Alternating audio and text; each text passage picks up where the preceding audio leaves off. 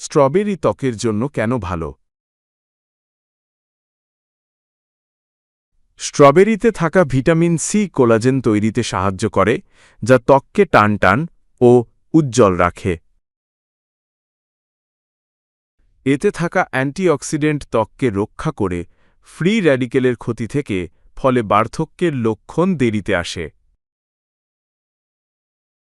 স্ট্রবেরির বীজ ও অ্যাসিড ত্বকের মৃতকোষ সরিয়ে ত্বককে করে মসৃণ ও সতেজ। এটি ত্বকের অতিরিক্ত তেল শোষণ করে ব্রণ ও ব্ল্যাকহেডস প্রতিরোধ করে। স্ট্রবেরি নিয়মিত খেলে এবং পেস্ট করে লাগালে ত্বকের দাগ, পিগমেন্টেশন ও সানবার্ন কমে।